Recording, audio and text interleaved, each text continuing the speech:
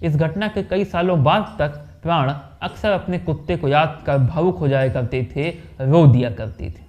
किसी की जिंदगी की पूरी कहानी को केवल एक वीडियो में समेट देना मुश्किल है, नामुमकिन नहीं।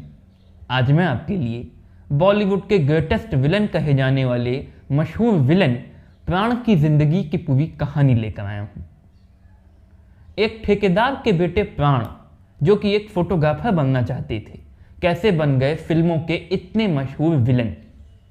अपनी प्रेमिका से शादी तय हो जाने के बावजूद प्राण ने क्यों अपनी प्रेमिका से शादी नहीं की?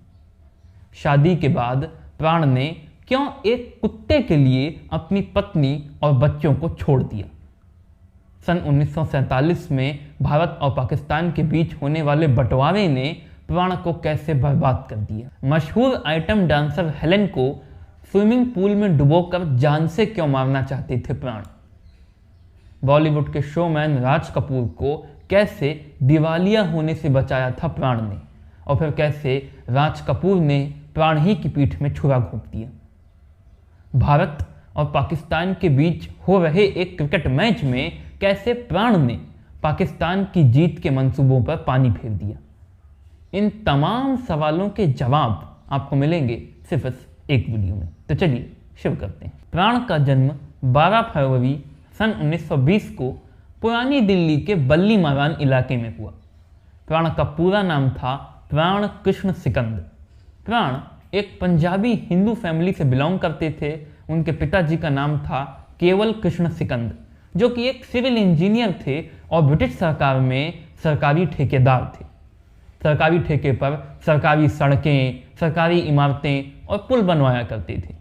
कहा जाता है कि उत्तराखंड की राजधानी देहरादून का मशहूर कालसा ब्रिज प्राण के पिताजी केवल कृष्ण सिकंद ने ही बनवाया था। प्राण की मां का नाम था रामेश्वरी, जो कि एक हाउसवाइफ थी।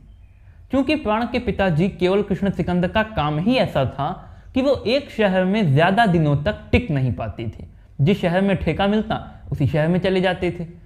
इसी वजह से प्राण ने अपनी स्कूली पढ़ाई किसी एक शहर से ना करके बहुत से अलग अलग शहरों से की। थोड़ी सी पढ़ाई देहरादून में, थोड़ी सी लाहौर में, थोड़ी सी कपूरथला में, थोड़ी सी मेरठ में, थोड़ी सी उन्नाव में। आखिरकार यूपी के रामपुर के हामिद स्कूल से प्राण ने अपनी मैट्रिकुलेशन की पढ़ाई पूरी की। मैट्रिकुलेशन की पढ़ाई पूरी करने के बाद प्राण ने आगे की पढ़ाई छोड़ दी, क्योंकि वो आगे की पढ़ाई नहीं करना चाहते थे। पढ़ाई के जरिए अपना कैरियर नहीं बनाना चाहते थे। प्राण को फोटोग्राफी में बहुत इंटरेस्ट था, वो फोटोग्राफर बनना चाहते थे। इसी वजह से प्राण ने दिल्ली के कनॉट प्लेस पर स्थित ए दास एंड कंपनी नाम की एक फोटोग्राफी एजेंसी में अप्रेंटिस के तौर पर काम करना शुरू कर दिया। ए दास एंड कंपनी फोटो एजेंसी के चीफ ने प्राण के अच्छे काम से खुश होकर उन्हें ए दास एंड कंपनी की शिमला ब्रांच में भेज दिया। उन दिनों प्राण अपनी फोटोग्राफी के प्रोजेक्ट्स के सिलसिले में उत्सवों में, समारोहों में, रंगारंग कार्यक्रमों में और रामलीलाओं में जाते रहते थे। एक रात शिमला की एक ऐसी ही रामलीला में प्राण अपने एक प्रोजेक्ट के सिलसिले में गए। वहां उन्हें मालूम चला कि इस रामलीला में एक व्यक्ति माँ सीता का किरदार निभाता है और वो व्यक्ति आज आया नहीं। इसी वजह से आयोजक बहुत परेशान है कि अब रामलीला का मंचन होगा कैसे। ऐसे में प्राण ने उन आयोजकों से कहा कि आज की रात वो माता सीता का किरदार निभा देंगे। आयोजक बहुत हैरान हुए, मगर उनके पास कोई और ऑप्शन भी नहीं था। इस तरह से प्राण ने अपनी जिंदगी की पहली एक्टिंग रामलीला में माता सीता का किरदार निभाकर की। एक और दिलचस्प बात यह भी है कि इस रामलीला में भगवान श्री राम का किरदार बॉलीवुड के मशहूर अभिनेता मदन पुरी ने निभाया था। प्राण के अच्छे काम से खुश होकर ए दास एंड कंपनी के चीफ ने प्राण को लाहौर की ए दास एंड कंपनी की ब्रांच में भेज दिया। ये सन 1940 की बात है। लाहौर में प्राण के बहुत से दोस्त बने। उन दोस्तों के साथ प्राण हर शनिवार को एक फिल्म देखने जरूर जाया करते थे और हर रात को खाने के बाद लाहौर की मशहूर राम लुभाया की पान की दुकान पर पान खाने के लिए जाया करते थे।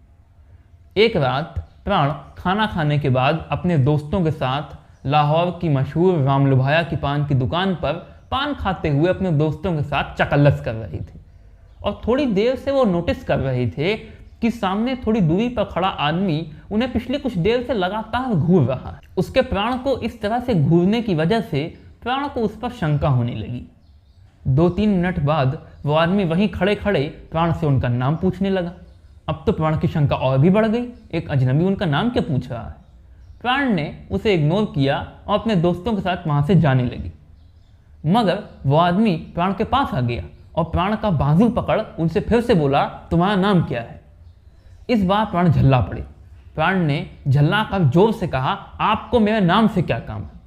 उस आदमी ने कहा, मशहूर film producer Dalsukh M Pancholi साहब एक पंजाबी फिल्म प्रोड्यूस कर रहे हैं जिसका नाम है यमला जट, और मैं उस फिल्म का राइटर हूँ। मेरा नाम वली मोहम्मद है। उस फिल्म का विलन बिल्कुल तुम्हारी ही तरह पान चबाता है, क्या तुम ये रोल करोगे। प्राण के पांव तले जमीन निकल गई। फिल्म का ऑफर। वली मोहम्मद ने प्राण को अपना विजिटिंग कार्ड दिया और अगले दिन सुबह 10 बजे अपने ऑफिस आने के लिए कहा। प्राण ने उससे कहा कि वो कल सुबह 10 बजे उसके ऑफिस जरूर पहुंचेंगे। मगर बाद में प्राण ने सोचा कि कौन जाने वो सच कह रहा था या नहीं। प्राण को लगने लगा कि दूसरों के सामने इंप्रेशन जमाने के लिए वो आदमी जरूर झूठ बोल रहा था। प्राण ने उसकी बात को गंभीरता से नहीं लिया और अगले दिन सुबह 10 बजे वली मोहम्मद के ऑफिस नहीं गए। जब अगले हफ्ते के शनिवार को प्राण अपने दोस्तों के साथ फिल्म देखने पहुंचे तो वहां पर उनकी मुलाकात फिर से वली मोहम्मद से हो गई। वली मोहम्मद ने प्राण को देखते ही उन्हें डांटना शुरू कर दिया। वली मोहम्मद ने प्राण से कहा कि मैंने केवल तुम्हारे ही भरोसे पर प्रोड्यूसर पंचोली साहब से कह दिया था कि वो विलन के तौर पर किसी और को साइन ना करें, मगर तुमने मुझे दगा दे दिया, तुम आए ही नहीं। प्राण को अब अपनी गलती का एहसास हुआ।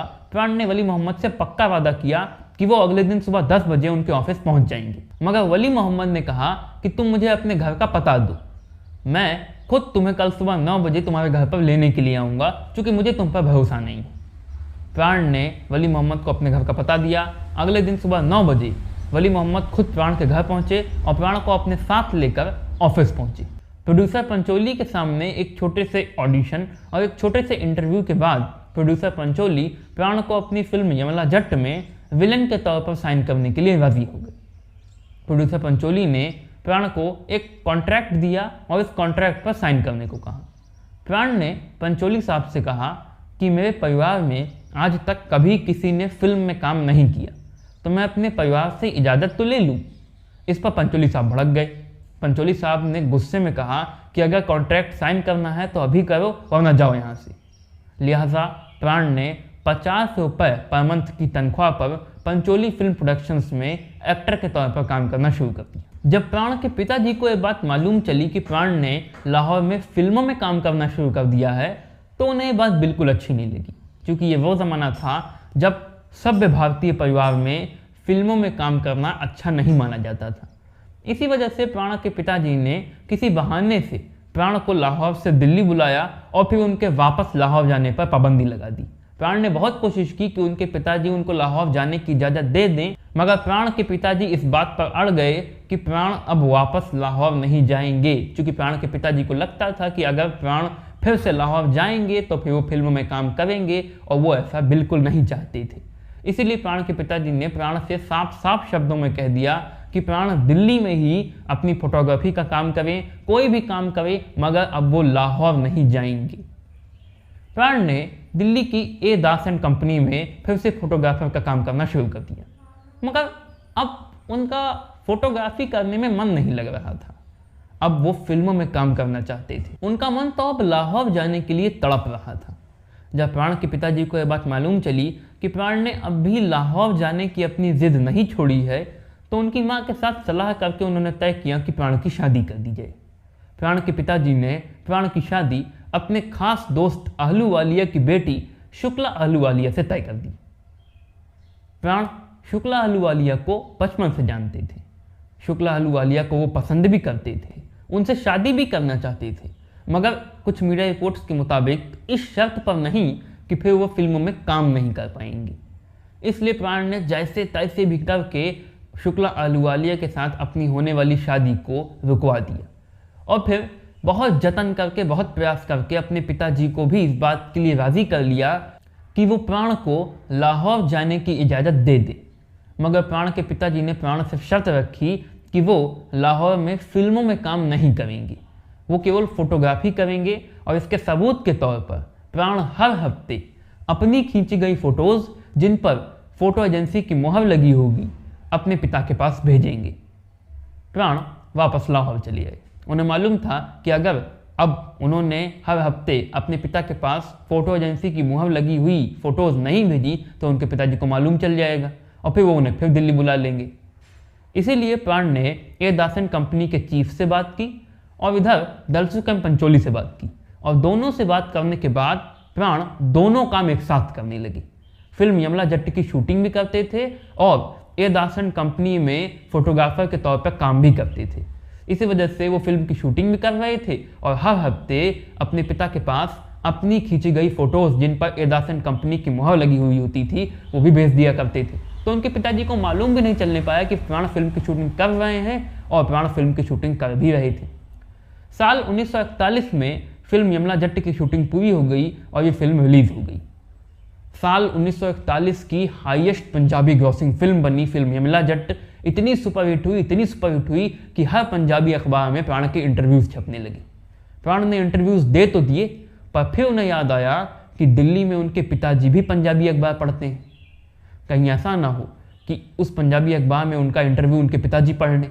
इसलिए प्राण ने फौरन अपनी बहन को एक खत लिखा और उस खत में कहा कि जिस अखबार में उनका इंटरव्यू छपे वो उस अखबार को उनके पिताजी के हाथ ना लगने दे, उनके पिताजी से छुपा दे। मगर उनकी बहन ये करने में नाकामयाब हो गई। उनके पिताजी को वो अखबार मिल गया। उन्होंने प्राण का वो इंटरव्यू पढ़ भी लिया, मगर फिर वो नाराज़ नहीं हुए, वो खुश हुए। उन्होंने प्राण को मना नहीं किया फिल्मों में काम करने से।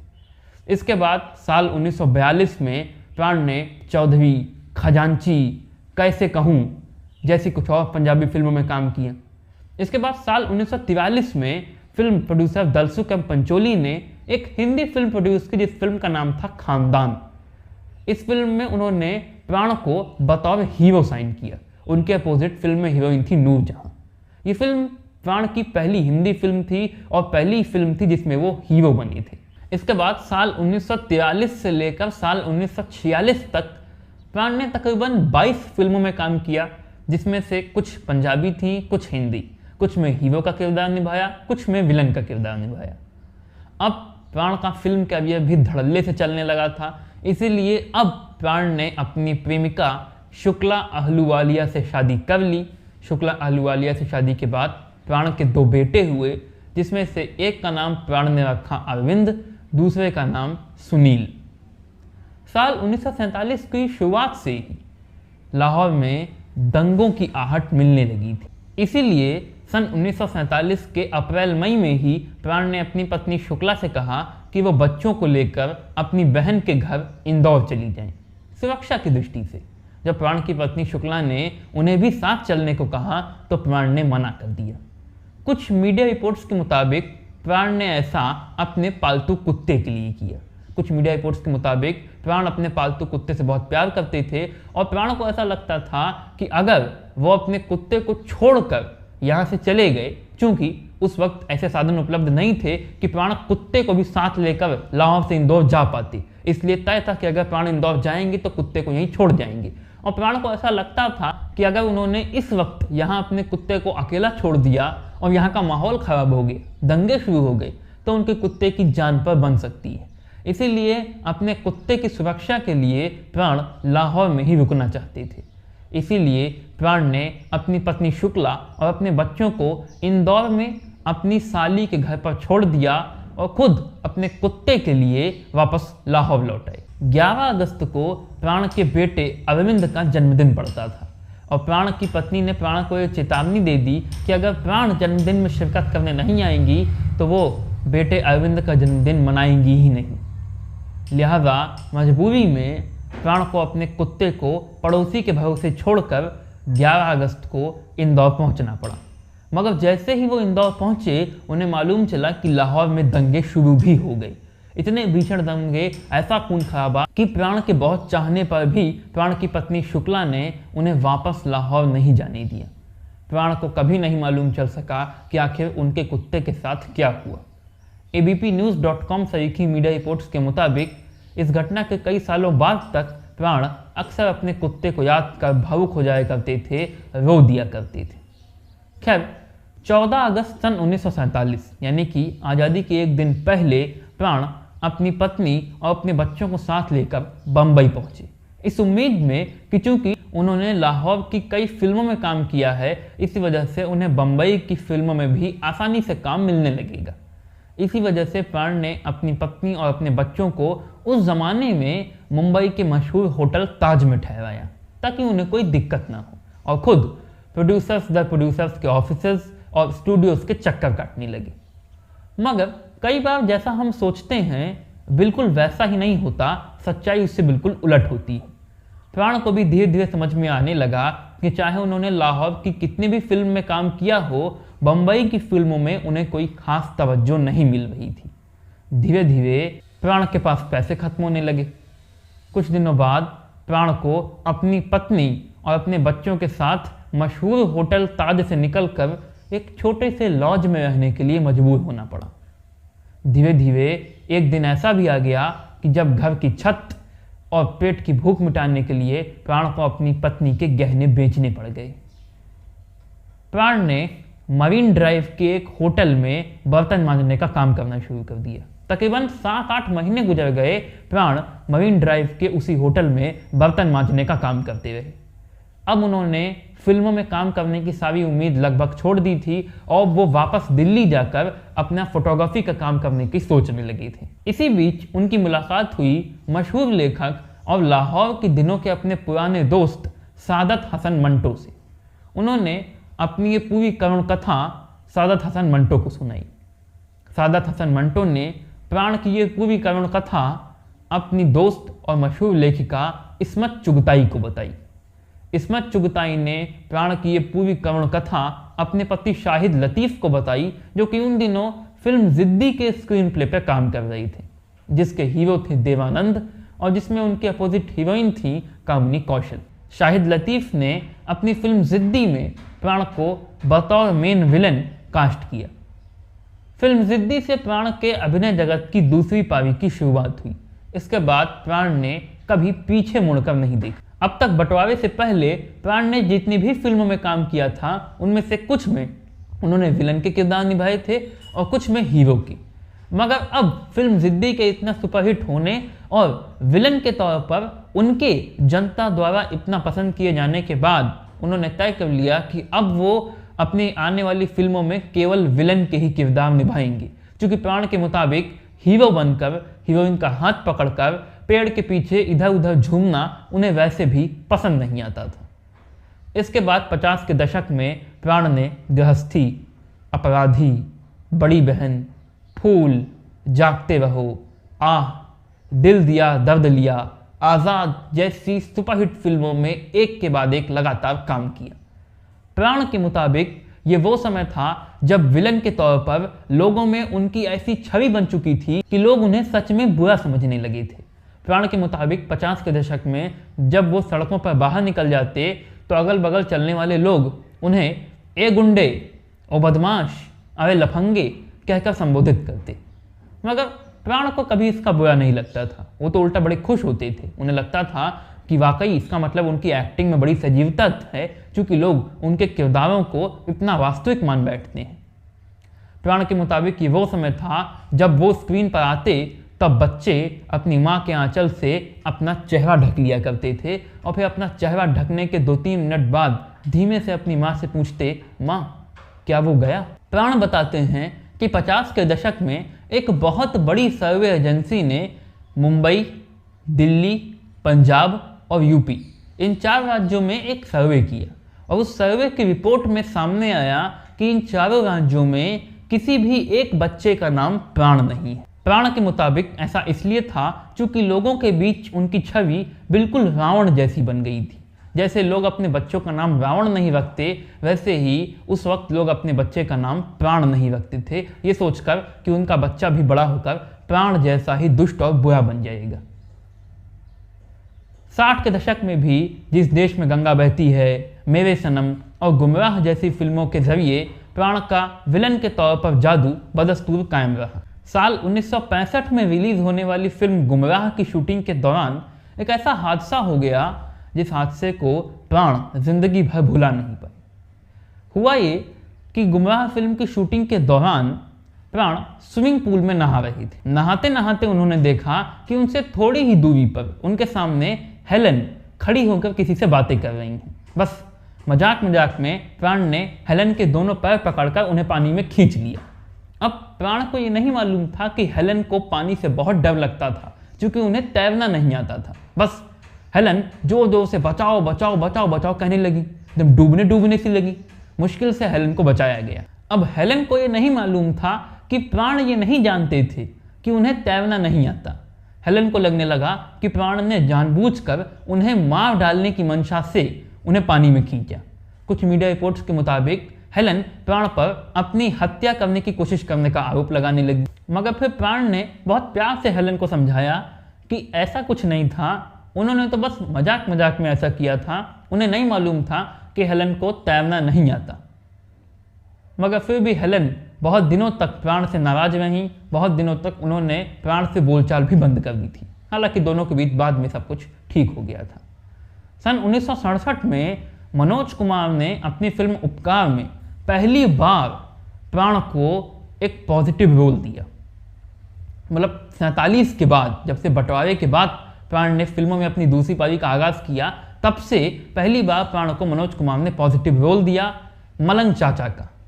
इस फिल्म में प्राण के इस पॉजिटिव रोल मलंग चाचा को बहुत पसंद किया गया और फिल्म उपकार के बाद प्राण को फिल्मों में पॉजिटिव किरदार भी ऑफर होने लगे।